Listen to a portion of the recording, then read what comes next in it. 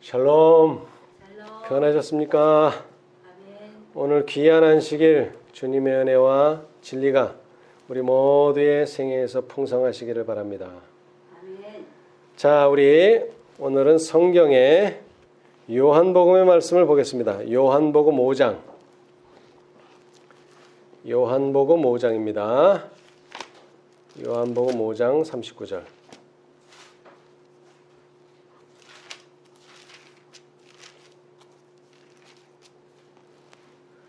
너희가 성경에서 영생을 얻는 줄 생각하고 성경을 상고하거니와 이 성경이 곧 내게 대하여 증거하는 것이로다. 아멘. 성경, 글자 그대로 해석하자면 거룩한 책이다, 이런 뜻입니다. 책이 무슨 내용이며 주제가 뭐다, 그런 건 이 성경이라는 단어 속에는 없습니다. 그러나 예수님께서는 이 성경에 대해서 말씀하시기를 성경은 곧 내게 대하여 증거한다, 이렇게 말씀하셨어요. 그러니까 성경은 누구에 대해서 썼습니까? 예수님에 대해서. 근데 그 예수님에 대해서 쓰긴 썼는데 내용을 쭉 보면 결국 약속에 대한 책입니다.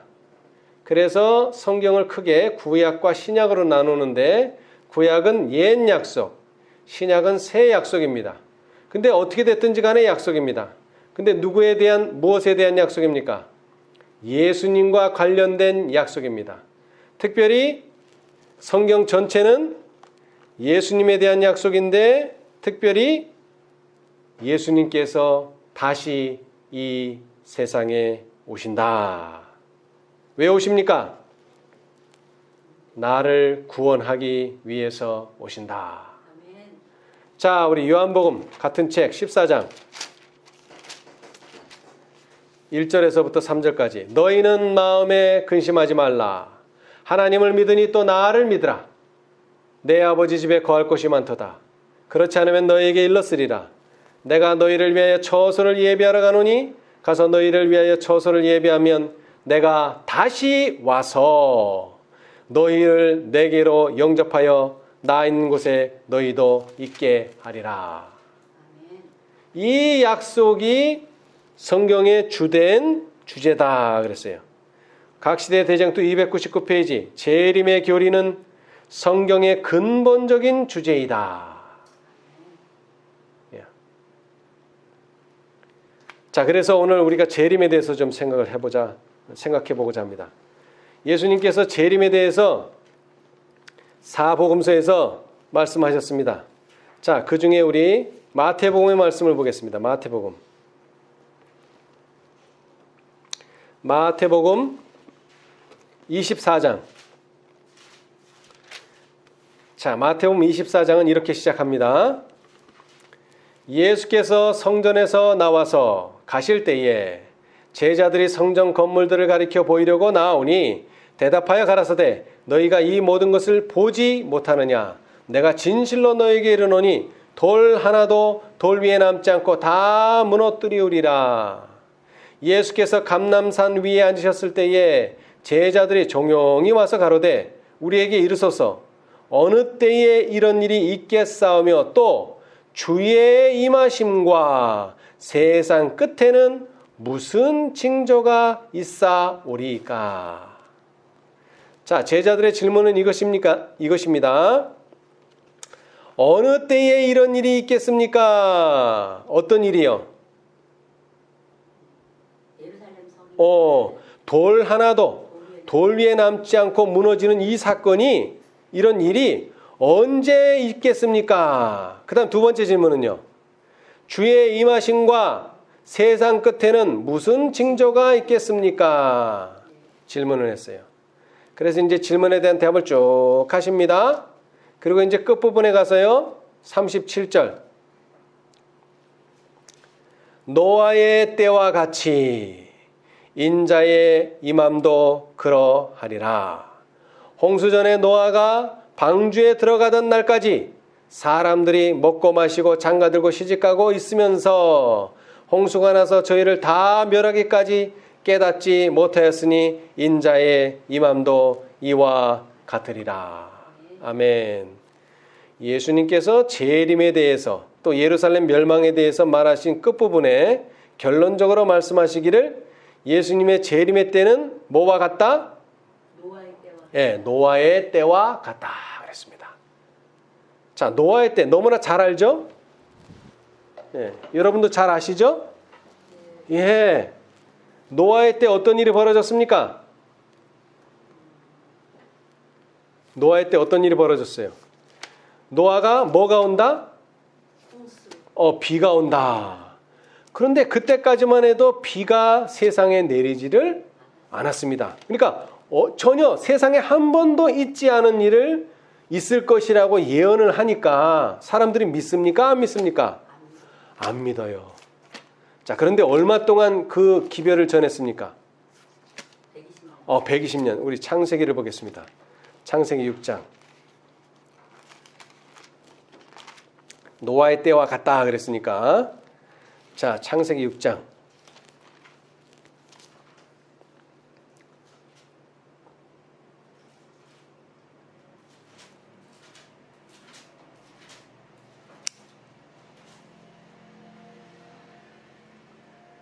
자, 6장 3절. 여호와께서 가라사대 나의 신이 영원히 사람과 함께하지 아니하리니 이는 그들이 뭐가 됨이라?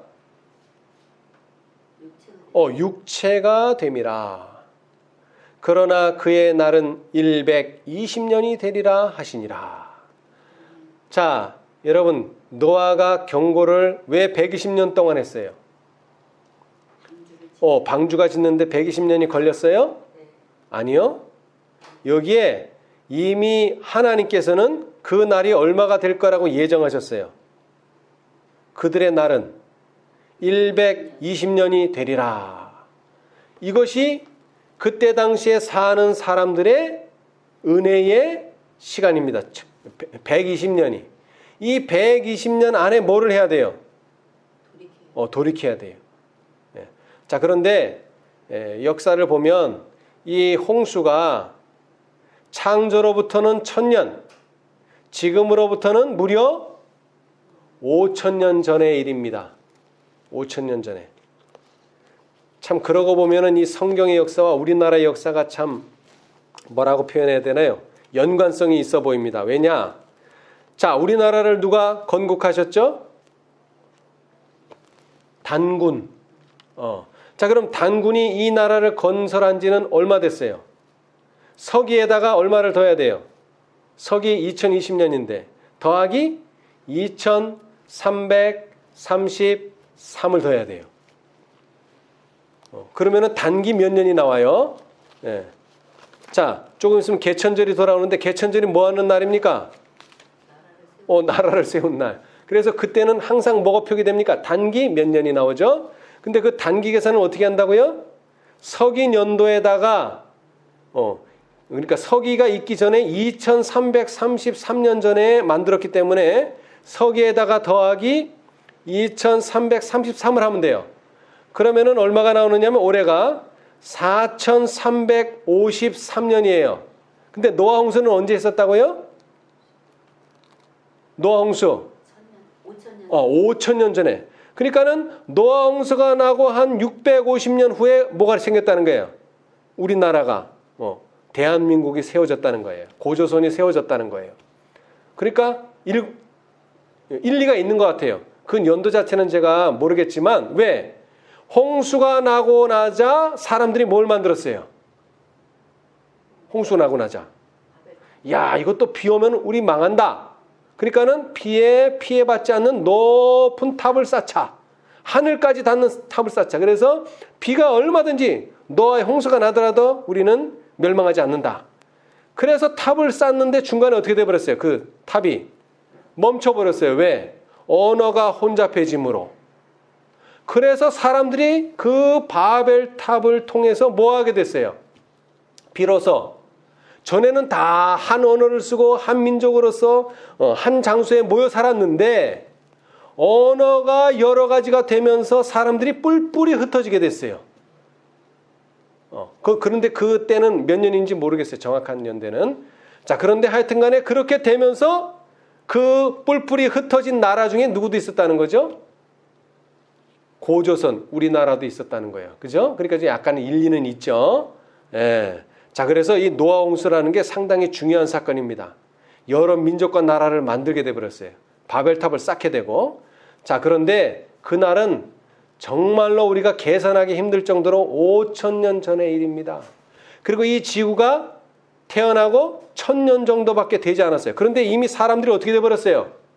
사람들이 완전히 타락. 물론 타락도 타락했지만 숫자가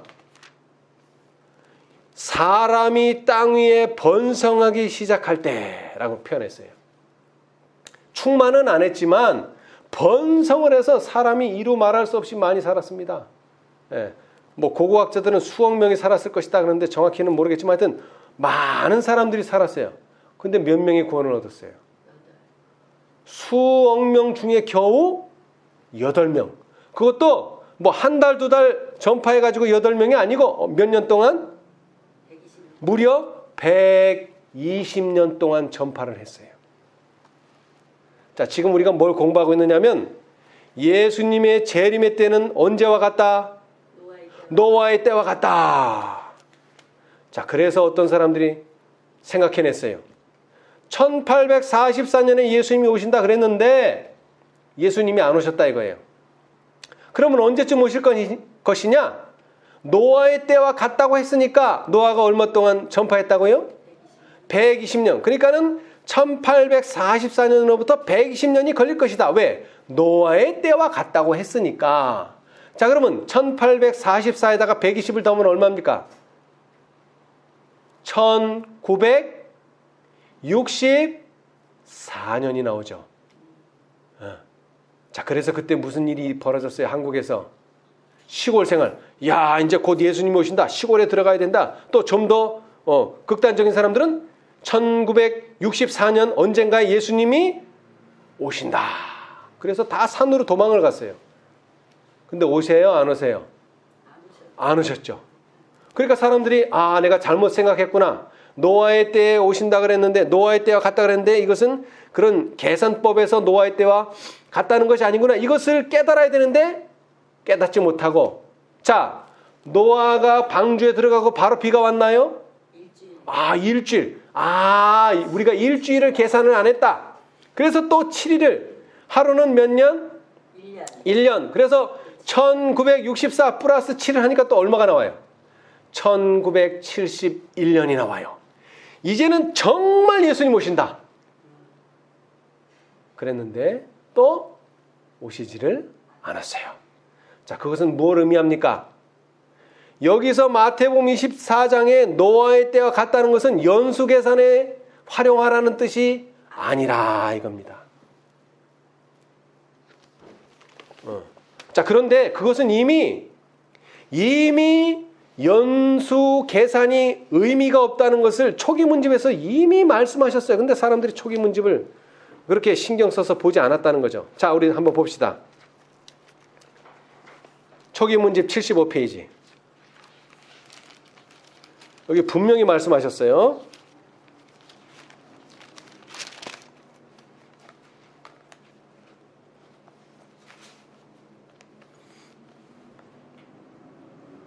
여기 분명히 말씀하셨어요. 초기문집 75페이지. 거기 75라고 써있죠? 네, 거기 1844년 이전 곧 모두가 연합되어 있을 당시에는 거의 모두가 매일 드리는 에 대한 바른 견해에 일치되어 있었다. 그러나 1844년 이후에 혼란 중에서 다른 견해들을 받아들이게 되었고 그로 인해 어둠과 혼란이 뒤따르게 되었다. 자, 이제 그 다음 잘 들으세요.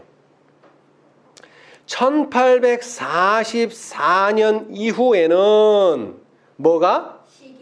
시기 문제가 시험거리가 되지 않았고 결코 다시는 시험거리가 되지 않을 것이다 라고 분명히 선지자가 말씀하셨어요. 자, 자, 왜 그런가 봅시다. 주님께서는 내게 셋째 천사의 기별이 전파되어야 할 것과 특별히 그것은 흩어진 주님의 자녀들에게 선포되어야 할 것을 보여주셨다. 그러나 그것은 시기에 구애받아서는 안 된다. 나는 어떤 이들이 시기를 가르침으로 일어나는 거짓 흥분에 사로잡혀 있는 것을 보았다. 그러나 셋째 천사의 기별은 시기보다 강하다? 시기보다 강하다? 훨씬 강한 정도가 아닙니다. 훨씬 강한 힘을 갖고 있으며 그 기별 자체의 기초 위에 서 있으므로 시기가 그것을 강하게 할 필요가 없음을 보았다. 그리고 그것은 강한 능력으로 전파될 것이며 그의 사명을 이루고 예정보다 빨리 맞춰질 것이다. 자, 그런데 시기를 정하는 사람은 뭐예요? 셋째 천사의 기별을 무시하는 사람들이에요. 왜? 시기보다 훨씬 더 강한 기별이 뭐라 그랬어요? 셋째 천사 기별에 시기가 필요 없어요. 자, 그러나 첫째하고 둘째 때에는 뭐가 필요했어요? 시기가 필요했어요. 왜? 셋째 천사의 기별만큼 강하지가 않기 때문에. 그래서 그때는 시기가 필요했어요. 그러나 셋째 천사의 기별부터는 뭐가 필요 없어요? 시기가 필요 없어요. 시기가 시험거리가 되지 않아요. 그런데 노아의 때와 같다 그래가지고 시기를 정하는 사람, 또 2300주의 일부분을 가지고 오늘날도 시기를 정하는 사람들은 무엇을 믿지 않는 사람들입니까? 셋째 천사의 기별을 믿지 않는 사람들입니다. 다시 말씀드립니다. 재림의 때는 노아의 때와 같다 그랬는데 거기는 시기를 적용하는 게 같다는 그런 의미가 아닙니다. 시기가 같다는 게 아니에요. 왜냐? 셋째 천사의 기별은 시기보다 훨씬 더 강하기 때문에. 훨씬 더 강하기 때문에. 자, 그런데 그러면은 노아의 때와 같다는 것이 무슨 의미냐? 자, 우리 이제 그것을 보겠습니다. 자, 우리 시대의 소망. 시대의 소망 633페이지. 자, 지금 마태복음 22장 이 말씀은 어디서 한 말씀이에요? 성전을 보고 난 다음에 감람산 위에서, 감람산 위에서 장에서 말씀을 드리겠어요. 감람산 위에서 하신 말씀입니다. 633페이지. 도대체 노아의 때와 같다는 것은 어떤 의미인가? 연도가 같다는 것이 아닙니다. 예수님 오실 날을 그 노아의 때와 같이 해서 계산하라는 그런 의미가 아니라는 거예요. 그러면 노아의 때와 같다는 것은 어떤 의미인가?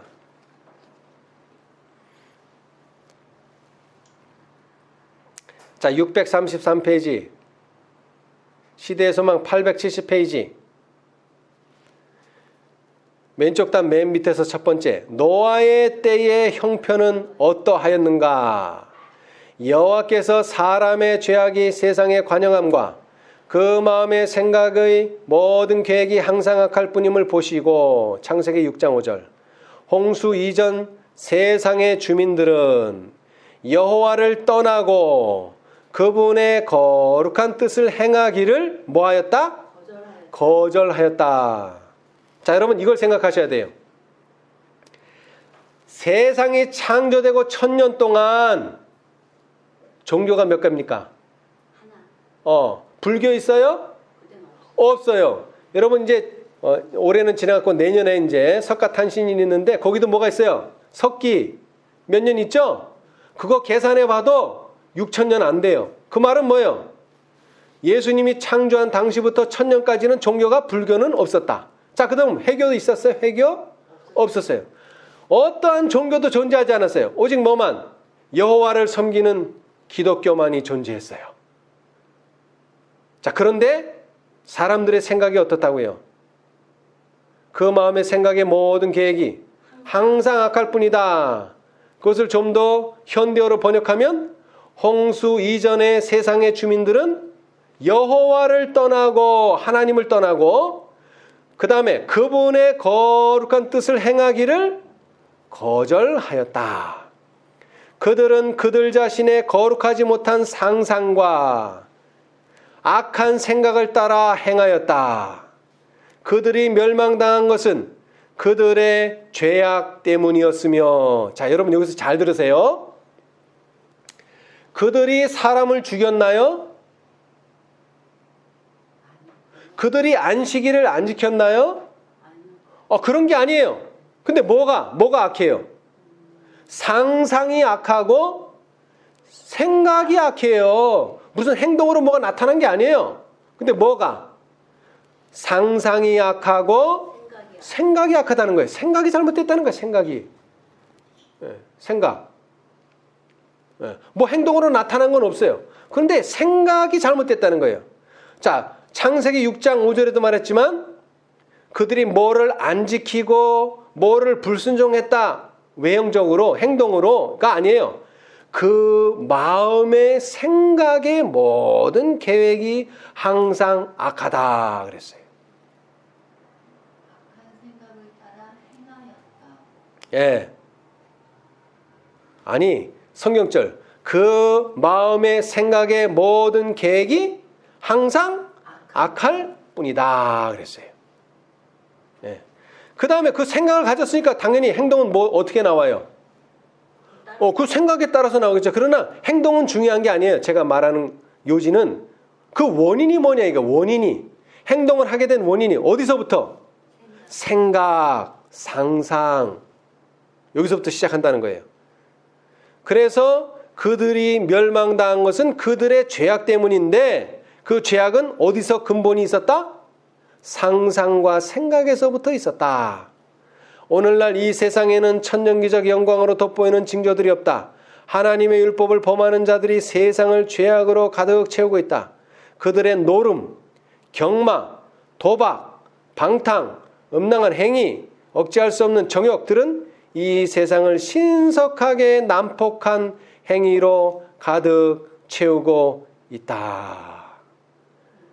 예루살렘의 멸망에 대한 예언 가운데서 그리스도께서는 불법이 성함으로 많은 사람의 사랑이 식어지리라. 그러나 끝까지 견디는 자는 구원을 얻으리라. 이 천국 복음이 모든 민족에게 증거되기 위하여 온 세상에 전파되리니 그제야 끝이 오리라고 말씀하셨다. 이 예언은 다시 성취될 것이다. 자, 다시 말하자면 노아의 때와 같다는 것은 시기가 같다는 것이 아니고 뭐가요? 그 상황이나 환경 또는 정황이 같다는 거예요. 그 상황이 어떠한 상황이냐면은 그들의 상상, 그 다음에 그들의 생각이 뭐하다고요? 악하다는 것입니다. 자, 그 마음의 생각은 사상을 형성하고 그 사상은 말로 표현되고 그 말은 결국 뭐가 돼요? 행동으로 옮겨지게 되죠. 그 행동으로 옮겨지는 것이 굳어지면 뭐가 되는 거예요? 그때는 이제 품성이라고 하는 것이 되는 것입니다. 자, 씨가 어디에 있어요? 씨가. 자, 열매는 이제 행동, 품성으로 나타나요. 자, 근데 그 씨가 어디서부터 있었어요? 생각에 있다는 것입니다. 자, 그런데 생각이란 무엇인가 봅시다. 생각. 자, 생각이란 무엇인가? 자, 히브리서 11장.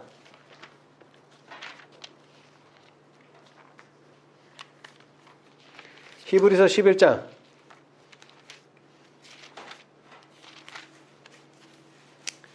히브리서 11장 1절. 믿음은 바라는 것들의 실상이요. 여러분, 바라는 것을 상상이라고 해도 될까요? 상상? 상상. 자, 상상이라는 뜻이 뭡니까? 지금 내 앞에서 벌어지고 있는 일이 아니에요. 현재가 아니에요. 미래의 일이에요. 일어난다고 해도 미래의 일이고 아직 일어나지 않았어요. 일어날지 안 일어날지 몰라요. 자, 그런데 그것을 뭐 하는 거예요? 바라는 것이 믿음이에요. 상상을 잘 활용하면 믿음이 강해져요. 근데 상상을 잘못 활용하면요, 악해져요. 아까도 말했죠? 노아의 상태, 노아의 시대의 상태가 뭐예요? 상상을 믿음 쪽으로 활용해야 되는데 사람들이 뭐로 활용해요? 악한 쪽으로 활용해요. 자, 그 다음에 뭐예요? 또 생각이라 그랬죠. 악한 생각을 해요. 자, 그 다음 봅시다. 믿음은 바라는 것들의 실상이요 보지 못하는 것들의 증거니 선진들이 이로써 증거를 얻었느니라. 여러분, 믿는 사람과 믿지 않는 사람은 뭐가 달라요? 생각이 달라요. 생각이 달라요. 자, 생각이 다르니까 어떻게 나와요? 생각이 다르면 사상을 형성하고, 사상은 곧 뭐를 만들어내죠? 말을 만들어내. 행동하기 전에 말을. 자, 이사야 8장. 그들이 뭐하는 바가 8장 20절. 그들이 말하는 바가 어디를 벗어나면 율법과 증거에 그들이 말하는 바가 이 말씀에 맞지 아니하면, 이 말씀이라 그랬어요. 근데 그 말씀이 뭐예요? 율법과 증거의 말씀. 자, 우리는 생각을 어떻게 해야 돼요? 내 생각대로 해야 돼요? 하나님 생각대로 해야 돼요? 하나님 생각. 근데 하나님의 생각이 어디 있어요? 성경에 예언의 신에. 그러니까 내 생각을 뭐대로 해야 돼요? 성경대로, 예언의 신대로 해야 돼요. 내 생각에는 이거 될 것 같지 않은데? 근데 성경에서 된다고 하면 되는 거예요. 예언의 신에서 된다고 하면 되는 거예요. 14만 4천이 실수라고? 성경이 그렇게 말한다면 그렇게 해야 돼요. 그렇게 생각을 해야 돼요. 내 생각은 그것과 맞지 않을지라도. 근데 성경은 분명히 말했어요. 내 생각과 하나님의 생각은 같을 수가 없다. 자, 어디 나왔어요? 이사야가 말했어요. 이사야 55장. 내 생각과 하나님의 생각이 일치하면 얼마나 좋겠어요. 근데 그게 일치를 하지 않아요. 그러니까 뭐가 필요해요? 믿음이 필요하다 이거예요. 그러니까 믿음이 필요한 거예요. 일치한다면 믿음이 필요 없어요. 자, 근데 일치를 안 해요. 자, 이사야 55장 8절. 여호와의 말씀에 내 생각은 너희 생각과 뭐하다? 다르다. 분명히 말했어요. 다르다. 그러니까 뭐가 달라져요? 생각이 달라지니까. 내 길은 너의 길과 달라서 길이 달라지는 거예요. 생각이 달라지니까 길이 달라져요. 우리는 자꾸 어디로 가요? 사망의 길로 가요. 자꾸요. 내 생각대로 하면 자꾸 사망의 길로 가요. 그러나 하나님의 생각은요, 자꾸 우리를 생명의 길로 인도하려고 해요. 하늘이 땅보다 높음 같이 내 길은 너희 길보다 높으며 내 생각은 너희 생각보다 높으니라. 자, 사망의 길이라는 게 뭐냐? 우리가 성경을 통해서, 예언의 신을 통해서 높은 곳을 가려고는 하는데 그 높은 곳이 우리 생각 때문에 자꾸 뭐를 받아요? 제한을 받아요. 제한. 여러분, 어떤 사람이요? 쥐를 실험했어요. 여러분, 쥐는 이 인간하고 똑같은 무슨 동물입니까? 포유류예요. 포유류. 젖을 빨고 먹는 포유류. 그래서 인간에게 약을 투여하는 것을 실험하기 전에 항상 쥐를 가지고 많이 실험을 해요. 자, 근데 쥐를 가지고 실험했어요. 그러니까는 환경이 뭐하고 같다는 거예요? 포유류니까 인간하고 환경이 같다는 거예요. 자, 막 뛰어놀던 쥐를 병 속에다 딱 가둬요. 자, 그 다음에 병이 쥐가 뛰어넘어서 나올 수 있을 만큼 높은 그런 병에다 가둬요. 자, 그런데 병에 아구를 딱 닫아요. 근데 얘가 처음에는 모르죠. 뛰어놀다가 모르니까 자꾸 나가려고 그래. 너무 좁으니까. 자꾸 하는데 뭐가 부딪혀요? 벽에 부딪히죠? 왜냐하면 실험자가 여기다 벽을 만들어 놨으니까. 병 아구에다가 벽을 만들어 놨어요. 계속 부딪히는 거예요. 그러니까는 처음에는 하루에 10번, 100번 하던 게, 그 다음 날은 뭐예요? 99번. 그 다음 날은 98번. 점점 뭐가 되겠어요? 횟수가. 왜 그럴까요? 뛰어봤자 부딪힌다는 거예요. 뛰어봤자 부딪힌다는 거예요. 뛰어봤자. 그래서 한 몇 달이 지난 다음에 이 입구를 열어놨어요. 자, 이 쥐는 탈출을 시도할까요? 안 할까요? 안 해요. 왜? 이건 뛰어봤자 뭐한다? 안 된다고 뭐 하는 거예요? 상상을 하는 거예요. 왜? 여태까지 안 됐으니까. 왜? 어저께까지 안 됐으니까 오늘 이거 그 덮개를 제거했어요. 그러니까 어저께까지 안 됐으니까 오늘도 뭐 된다? 안 된다라고 상상하면서 야, 그냥 여기 살자. 그리고 안 뛰어요.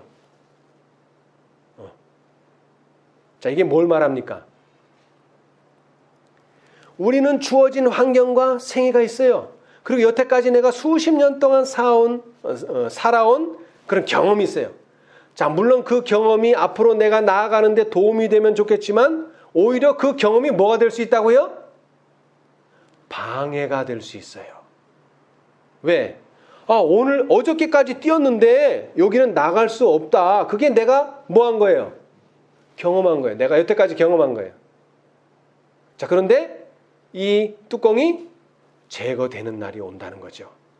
여러분, 이스라엘 백성이 뭐를 했어요? 400년 동안 애굽에서 종살이 했어요. 그런데 그들이 경험한 게 뭐예요? 이제 우리는 여기서 종으로 살아야 된다. 그리고 모세가 와서 이제 우리는 나갈 때가 됐으니까 놔줘라. 그러니까는 바로는 더 억압하라는 거예요. 그러니까 믿음 없는 사람들은 뭐예요? 더 쪼여오니까. 야, 우리는 절대로 나갈 수가 없다. 더 쪼여오니까. 그런데 모세는 뭘 주장했어요? 계속. 우리는 나가야 된다. 왜? 약속하셨기 때문에. 예. 여러분, 다니엘이 기도했어요. 뭘 기도했어요? 70년 동안은 갇혀 있어야 돼요. 왜? 그것이 예언되어 있었기 때문에. 그때는 아무리 나가려고 발버둥 쳐봐야 나갈 수 있어요? 없어요? 없어요. 그러니까 노력할 필요도 없어요. 자, 그러나 70년이 돼갈 때는 이제 뭘 생각해야 돼요? 자, 이제 우리는 나갈 기한이 되었다. 왜? 약속하셨기 때문에. 예. 자, 마찬가지로 노아의 때와 같다는 말은 뭡니까? 사람들의 생각이, 사람들의 상상이 믿음 없는 상상, 믿음 없는 생각을 하고 있었다는 것입니다. 자, 그런데 한번 생각을 해보세요. 자, 내가 뭘 먹었어요. 그러면 그 먹은 것이 뭐가 됩니까? 내 살이 되고 내 피가 되죠. 네. 먹은 대로 살이 되고 피가 됩니다. 자, 그런데 우리가 예수님께서도 말씀하셨지만 나는 뭐라 그랬어요? 하늘로서 내려온 산 떡이다. 근데 나를 안 먹으면 어떻게 돼요? 물론 죽기도 하겠지만 악한 생각, 악한 상상을 할 수밖에는 없어요. 그러니까 우리는 말씀을 먹고 말씀으로 살아야 돼요. 근데 노아의 시대에 많은 사람들이 어떻게 살았다는 거예요? 말씀을 먹고 말씀대로 사는 것이 아니라 자기 살을 먹고 자기 생각을 먹고 자기 생각대로 행동했다는 거예요. 그래서 결국 노아의 때와 같아졌다는 거죠. 자, 그런데 이것을 좀 더 깊이 연구해 보면요. 부조와 선지자를 보겠습니다. 노아의 때와 같다는 말은 이것입니다. 자, 90페이지. 부조와 선지자 90페이지.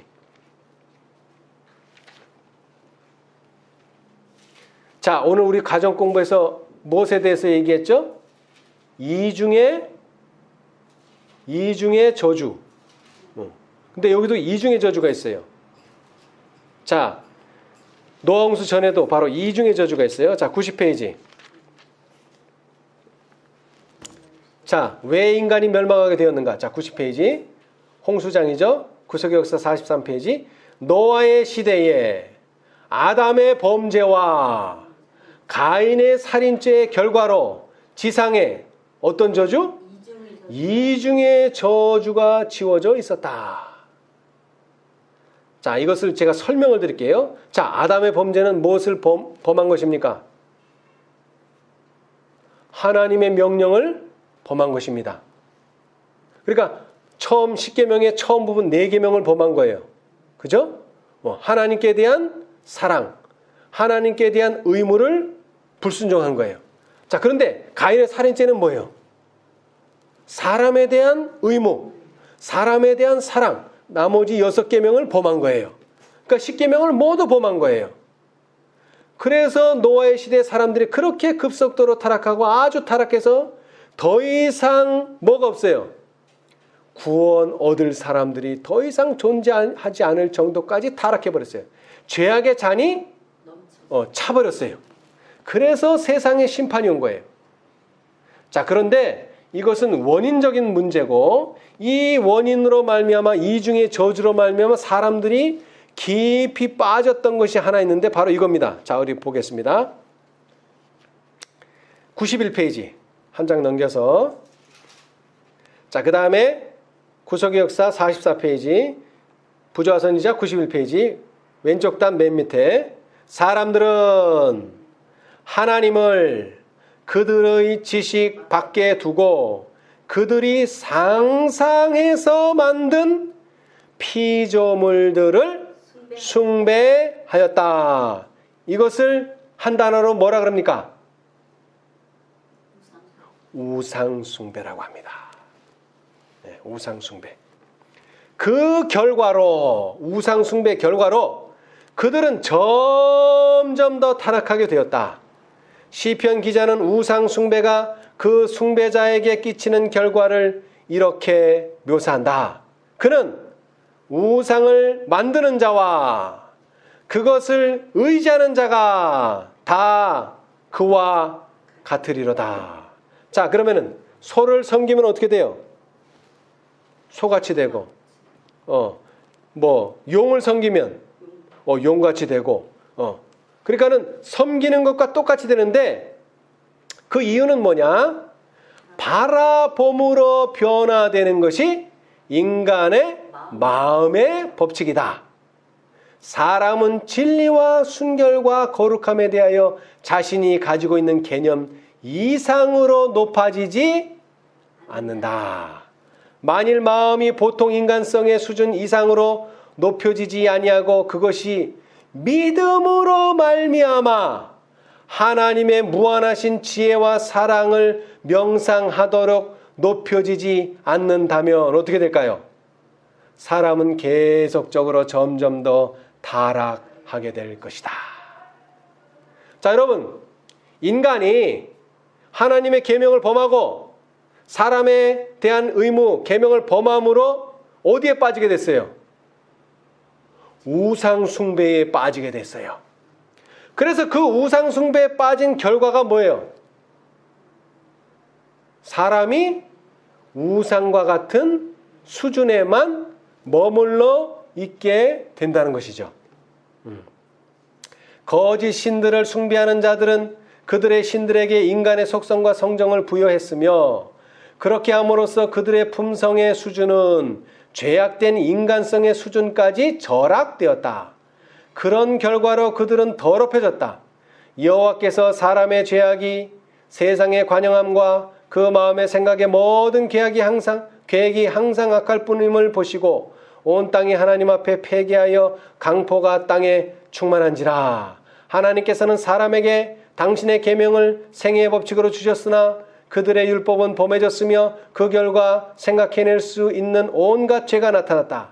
사람들의 사악함은 공공연하고 담대하였으며 공의는 땅에 짓밟힌 바 되고 압제받는 자들의 부르짖음은 하늘에 상달되었다. 자, 다시 말씀드립니다. 예수님이 오시는 때는 뭐와 같다? 노아의 때와 같다. 그 말의 의미가 뭐라고요? 사람들이 우상 숭배에 빠지게 된다. 그리고 빠지는 정도가 아니라 뭐가요? 뭐가? 인간성의 수준이 밑바닥까지 떨어진다. 인간성의 수준이라는 게 뭡니까? 품성이. 예. 자, 여러분, 아이돌이라는 말 들어보셨어요? 아이돌? 아이돌은 매우 인기가 있는 사람을 가리키는 말입니다. 예, 아이돌. 근데 그게 영어예요. 영어를 그대로 부르는 말이에요. 영어의 아이돌은 우상입니다. 우상. 그러니까 이 지금 세상 사람들이 원색적인 단어를 써요. 여러분 기독교인이 그런 말을 만들어냈을까요? 천만의 말씀. 기독교인이 어떻게 우상을 만들어냅니까? 우상이란 단어를. 그거 섬기지도 말라 그랬는데. 예. 그런데 그 아이돌이 그냥 세상에서 말하는 아이돌로 끝나는 게 아니고 우리가 말하는 아이돌 우상의 문제점이 뭐라고요? 우리가 우상을 섬기면 어떻게 된다고요? 우상과 같은 수준으로 되는데 뭐가 우상과 같은 수준으로 돼요? 인간성이, 품성이, 도덕성이 인간 수준으로 떨어진다 이거예요. 사람들이 양심 하잖아요. 그죠? 근데 양심도 두 가지 양심이 있어요. 하나는 인간이 가지고 있는 양심, 하나는 하나님이 주신 양심이 있어요. 근데 우리는 뭐에 만족해요? 그냥 내가 생각하는 대로의 양심, 인간적인 양심으로 만족해요. 절대 그렇지 않습니다. 우리는 뭐에 양심에까지 도달해야 돼요? 하나님이 주신 마음, 아까 읽었죠? 빌립보 2장 5절. 하나님이 주신 마음까지 도달해야 돼요. 그 양심에까지 가야 돼요. 자, 그런데 세상은 지금 우상 숭배에 빠져서 우상 수준에까지 갔는데 그것이 바로 셋째 천사의 기별이에요. 자, 우리 셋째 천사의 기별 봅시다. 세상이 어떠한 상태에 빠졌는가? 우상 수준에 빠졌다는 거예요. 네? 우상. 자, 14장. 계시록 14장은 뭐를 경고하고 있죠? 셋째 천사의 기별이 뭐를 경고하고 있어요? 계시록 14장 9절. 또 다른 천사 곧 셋째가 그 뒤를 따라 큰 음성으로 가로되 만일 누구든지 짐승과 그의 우상에게 경배하고 이마에나 손에 표를 받으면 어떻게 된다고요? 하나님의 진노의 포도주를 마시리니 그 진노의 잔에 섞인 것이 없이 부은 포도주라. 진노의 포도주를 마시게 된다는 경고입니다. 자, 그 말은 무슨 뜻일까요? 아, 목사님, 일요일 시험령이 나오겠다는 뜻이네요. 맞습니다. 자, 그런데 그건 표면적인 이야기고 실제적인 이야기는 뭐예요? 사람들의 뭐가요? 품성이 어떤 수준? 짐승 수준으로 떨어진다는 겁니다, 여러분. 근데 오늘날 많은 재림을 기다리는 사람들이 품성에 대한 생각은 잊어버리고 뭐만 생각해요? 일요일 시험령이 언제 나나 이것만 보고 있어요, 지금. 여러분, 일요일 시험령이 나는 게 문제가 아니에요. 뭐가? 우리의 인간성, 도덕성 자체가 노아의 때와 같다는 거예요. 우상 수준이라는 거예요, 지금. 그런 수준에 우리가 떨어져야 되겠어요? 아닙니다, 여러분. 결코 아닙니다. 지금 우리의 도덕성, 우리의 품성은 어느 수준으로 가야 돼요? 예수님의 마음 수준으로 가야 돼요. 그리스도의 정신으로 가야 돼요. 근데 많은 사람들이 이것을 잃어버렸어요. 이 목표를 잃어버렸어요. 이 목표에 도달하는 사람들을 일컬어 뭐라고 지칭합니까? 14만 4천이라고 말합니다. 여러분, 숫자가 14만 4천이냐 아니냐 그건 매우 중요합니다. 그러나 더 중요한 것은 어떠한 사람이 14만 4천이 되느냐. 근데 그것이 왜 중요하냐? 오늘날 많은 사람들이 우상 숭배에 빠졌기 때문에 아이돌에 빠졌다 이 말이에요. 예. 그런데 왜 이 사람들이 우상 숭배에 빠졌을까요? 원인이 뭘까요? 자, 그 원인을 이제 또 얘기해 줍니다. 자, 실물교훈 228페이지.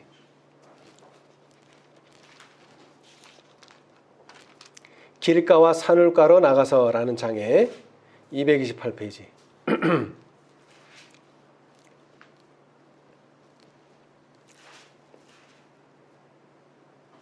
여러분, 영원한 복음이 뭡니까? 영원한 복음. 아니, 첫째 천사의 기별에서 영원한 복음을 가졌더라 그랬잖아요. 그 영원한 복음이 뭐냐고요? 첫째 천사의 기별이 영원한 복음을 가졌다는 기별인데 그 영원한 복음이 뭐냐고요, 실제로. 자, 이제 이거 읽으면 나와요. 227, 228. 이 예언을 보면, 이 예언은 뭐냐면, 요한이 그리스도의 재림 바로 전에 복음 기별이 힘있게 전파될 것을 예고했어요. 첫째 천사의 기별에서 예고했어요. 둘째 천사의 기별에서 예고했어요. 셋째 천사의 기별에서 예고했어요.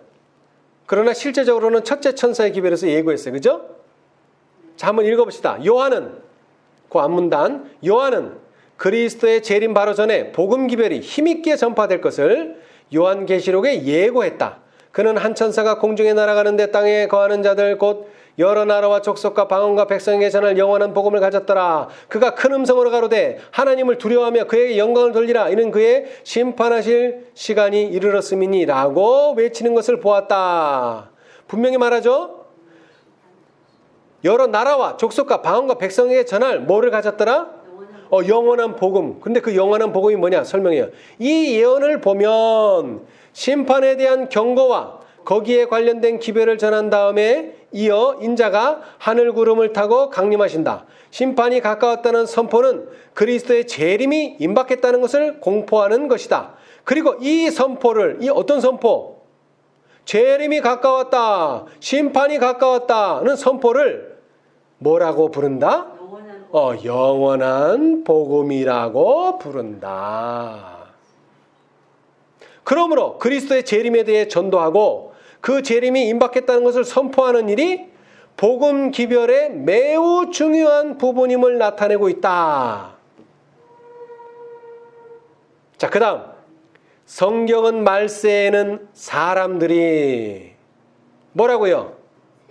세속적인 사업과, 사업이라니까 거창하니까 세속적인 일과 오락과 돈 모으는 일, 이거 쉬운 말로 돈 버는 일에 뭐하고 있다? 열중하게 될 것이라고 선언한다. 그게 뭐라고요? 노아의 때와 같다. 여러분, 세상 사람이 세속적인 일에 몰두하는 것은 문제되지 않습니다. 세상 사람이 오락에 몰두하는 것은 문제되지 않습니다. 세상 사람이 돈 버는 일에 열중하는 건 문제되지 않습니다. 왜? 그 사람들은 하나님이 없기 때문에. 그런데 여기서 중요하게 보는 건 뭐예요? 중요하게 보는 건 영원한 복음을 가졌다라고 말하는 사람들이 첫째 천사, 둘째 천사, 셋째 천사, 심지어는 넷째 천사까지도 뭐라고요? 세속적인 일에 골몰하고 오락에 골몰하고 돈 버는 일에 열중한다면 어떻게 되겠어요? 어떻게 되겠어요? 눈이 어두워진다. 자, 그 다음 읽어보면 나와요. 사람들은 영원한 사물에 대해서는 어떻게 됐다고요? 눈이 어두워질 것이다. 제가 지난 시간에도 했는데 우리는 두 주인을 섬길 수 있습니까? 없습니까? 없습니다. 이쪽을 보면 저쪽은 어두워지고 저쪽을 보면 이쪽은 어두워집니다. 자, 여러분, 라오디게아 상태가 뭐라 그랬어요? 눈이 어두워졌어요. 왜 어두워졌을까요? 원인이 여기 있어요. 세속적인 사업에 열중하고 오락에 열중하고 돈 모으는 일에 열중함으로써 라오디게아 교인들이 눈이 어떻게 됐다고요? 어두워졌어요. 자, 그 다음 읽어보세요. 이제 그리스도께서 노아의 때와 같이 인자의 임함도 그러하리라. 홍수전에 노아가 방주에 들어가던 날까지 사람들이 먹고 마시고 장가들고 시집가고 있으면서 홍수가 나서 저희를 다 멸하기까지 깨닫지 못하였으니 인자의 임함도 이와 같으리라 고 말씀하셨다. 오늘날에도 그러하다. 사람들은 하나님도 없고 천국도 없고 내세도 없는 것처럼 재물과 이기적 방종을 추구하는 일에 여념이 없다. 노아 시대의 홍수에 대한 경고는 사람들로 하여금 저희 죄악을 깨닫게 해서 회개하도록 하기 위함이었다. 이와 같이 그리스도의 강림이 임박했다는 기별도 사람들에게 그들이 세상 일에 너무 몰두하고 있다는 것을 깨닫게 하기 위하여 주어진 기별이다. 이 기별은 사람들로 하여금 영원한 사물에 관심을 갖고 주의 잔치에 오라는 초청에 주의를 기울이게 하기를 위한 것이다. 네. 자, 다시 돌아가서요. 이 시대에 만연한 게 뭐라 그랬어요? 이 시대에 만연한 거. 이 시대에 만연한 거. 우상 숭배. 특별히 뭐를 숭배해요?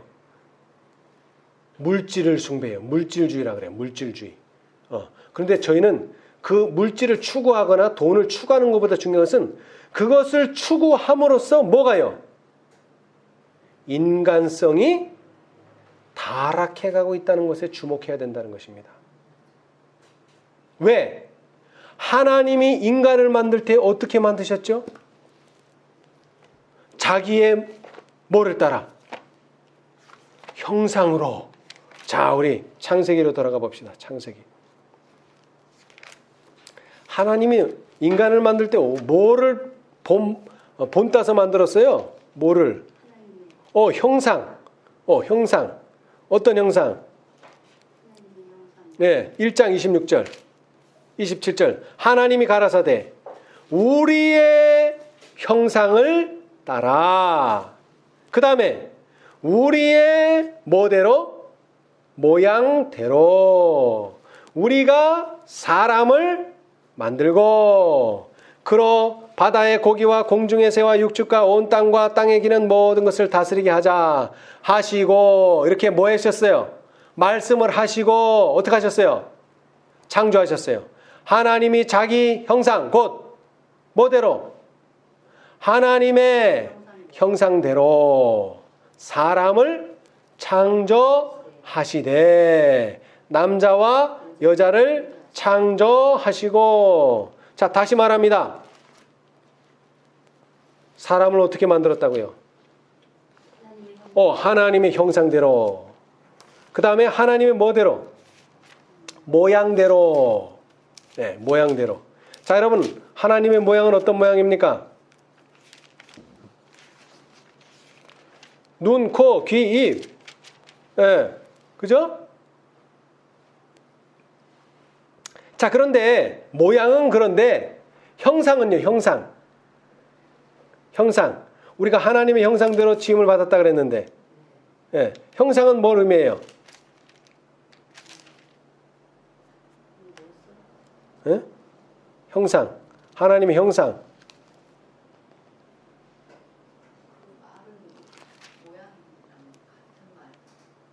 물론 모양도 같죠. 그러나 모양은 말 그대로 진짜 외형적인 형태를 말하고 형상이라는 것은 외형과 플러스 내적인 면을 말합니다. 예. 자,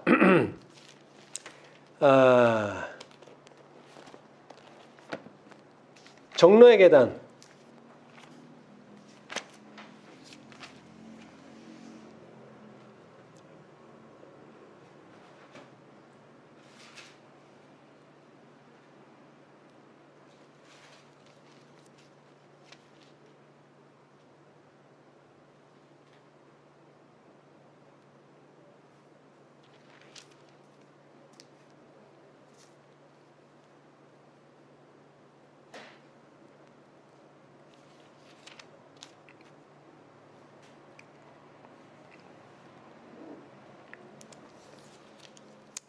자, 종로의 계단에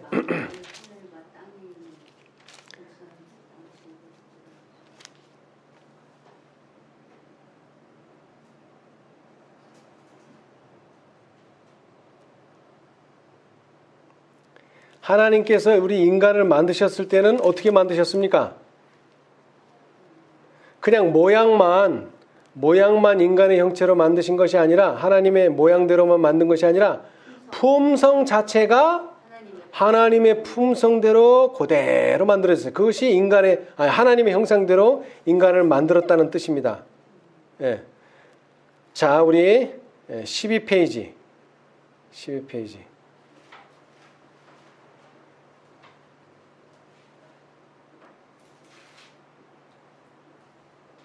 자, 하나님의 형상에 대한 설명은 아니지만 제가 보충해서 12페이지 구속의 역사 1710페이지 그리스도의 생애 가운데 나타난 그의 품성은 이러하였나니 이것이 곧 하나님의 품성이다.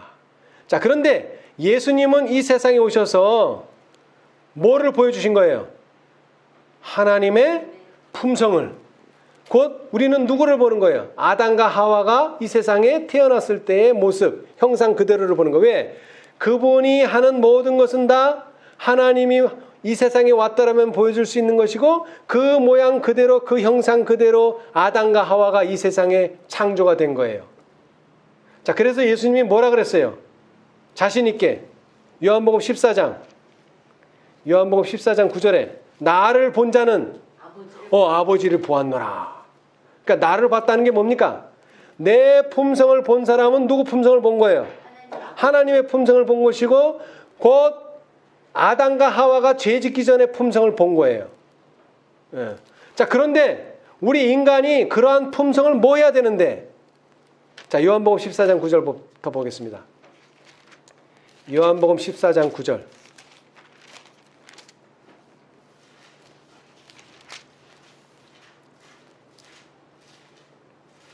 예수께서 가라사대 빌립아 내가 이렇게 오래 너희와 함께 있으되 내가 나를 알지 못하느냐? 나를 본 자는 아버지를 보았거늘 어찌하여 아버지를 보이라 하느냐?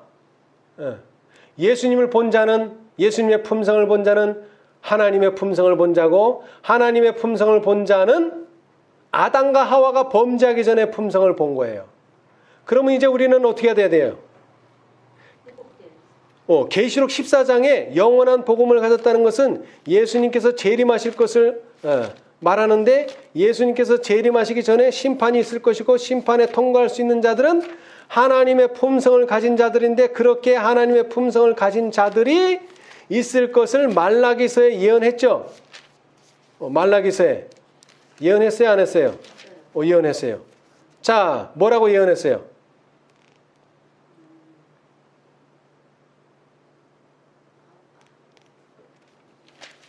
말라기서에 예? 말라기서에 뭐라고 예언했죠?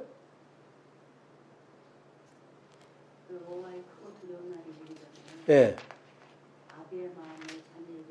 예. 예. 어디에 나와요? 예. 예. 자, 그런데 이렇게 돌이키게 하기 전에 누구를 보낸다 그랬어요? 엘리야. 이 말이 아주 중요합니다. 자, 여러분, 우리는 돌이키고 싶어요. 그죠? 자, 4절서부터 보겠어요. 너희는 내가 호렙에서 온 이스라엘을 위해 내정 모세에게 명한 법, 곧 율례와 법도를 뭐하라? 기억하라. 여러분, 기억하라는 게 무슨 뜻입니까?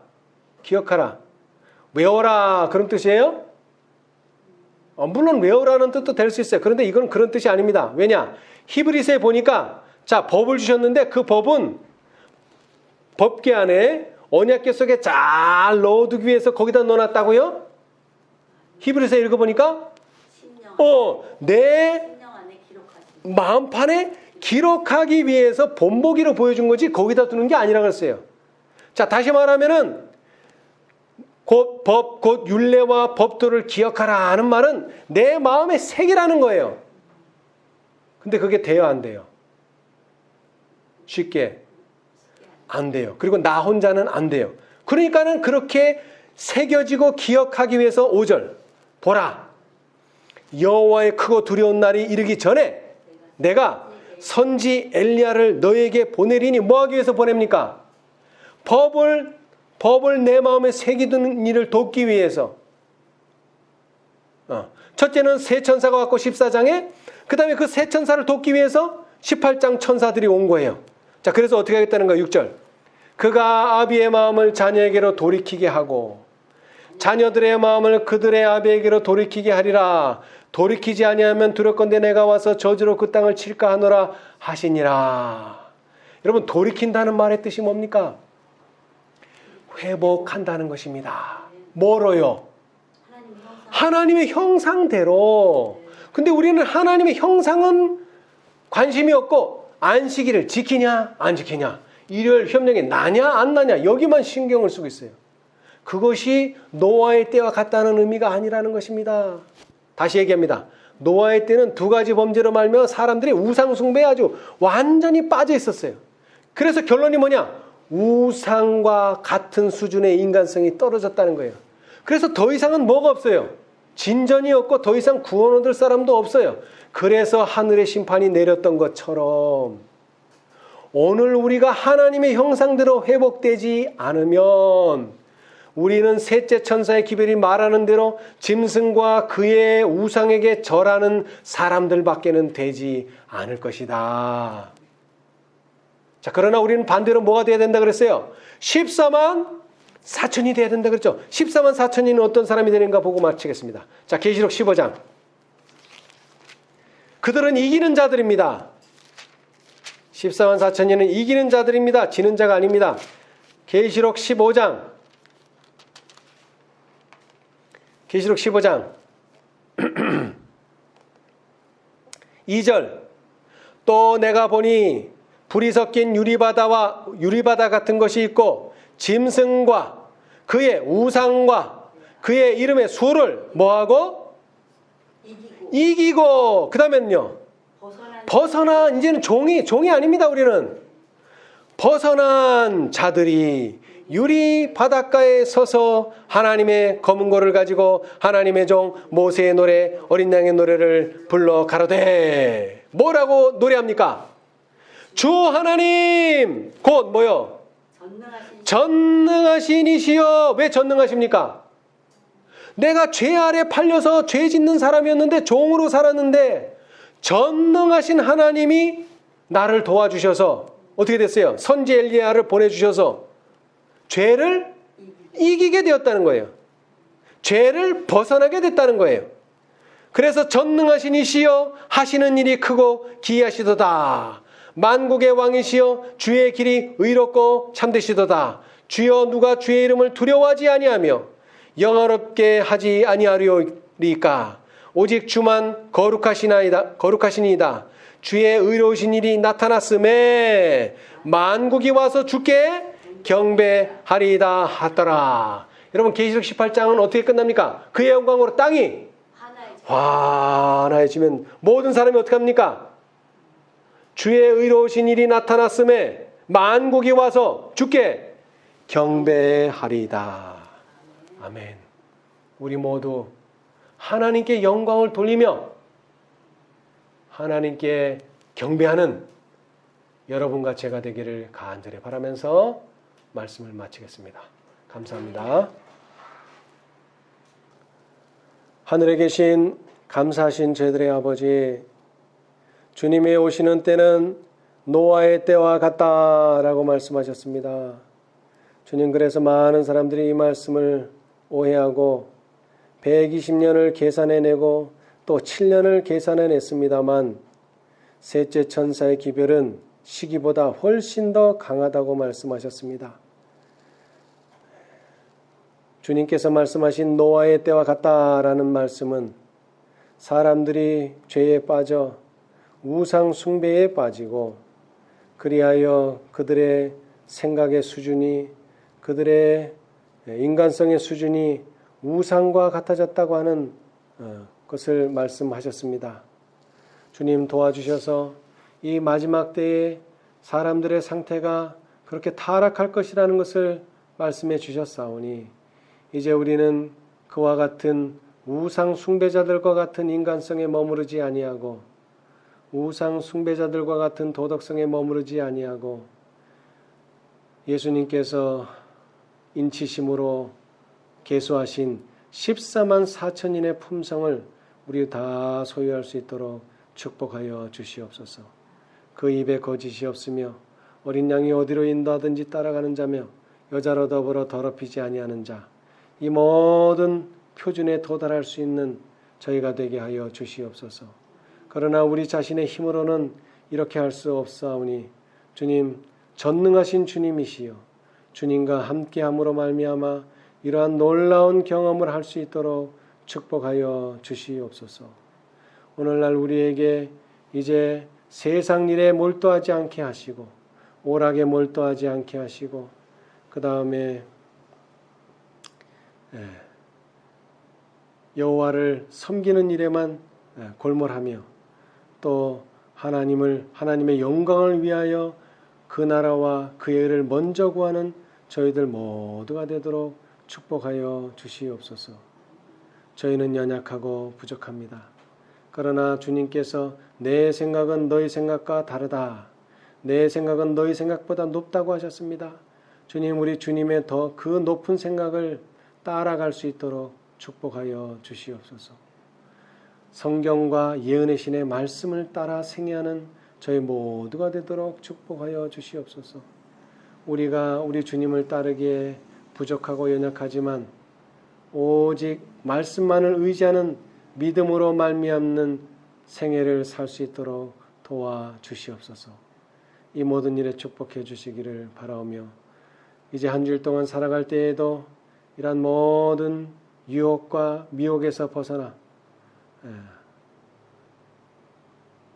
성령의 인도하심과 또 아버지의 무한하신 사랑과 또 우리 주 예수 그리스도의 은혜와 자비 가운데 풍성한 믿음의 삶을 살 수 있도록 축복해 주시기를 예수님의 이름으로 간절히 기도드리옵나이다. 아멘.